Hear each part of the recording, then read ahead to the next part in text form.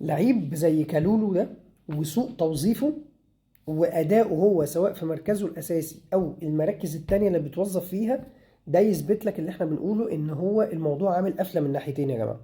موضوع عامل قفله مع مستوى لعيبه وصفقات بتيجي، ومدرب فاشل. ليه بقى؟ كالولو هو مكانه الاساسي وكالولو مدافع.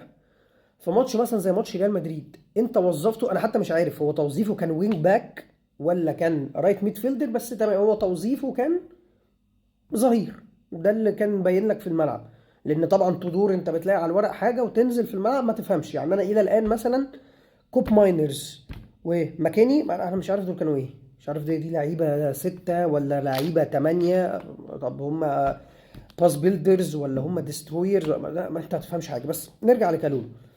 فكالولو دلوقتي انت في ماتش ريال مدريد انت حطيته في موقف ان انت كمشجع بتتفرج عليه في اداء هجومي، ان انت لو انت واحد محلل كوره هتطلع تحلله هجوميا عمل ايه. طيب ده ظلم للعيب؟ ده ظلم للعيب.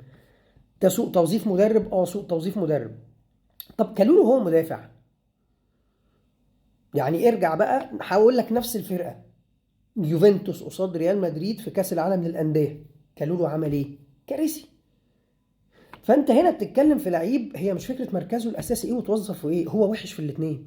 طيب لو هتيجي في ماتش ريال مدريد اللي فات واحنا بنتكلم على هجوميا عمل ايه، انا مش بكلمك عن بقول لك شاط كام كوره اون تارجت، ما بكلمكش ترقيص واحد على واحد، لا انا بكلمك حتى الباصات القصيره مقطوعه. فدي لعيبه ما عندهاش اساسيات كوره، ما عندهاش البيزك فود، التوتال فوتبول مش موجود عندها.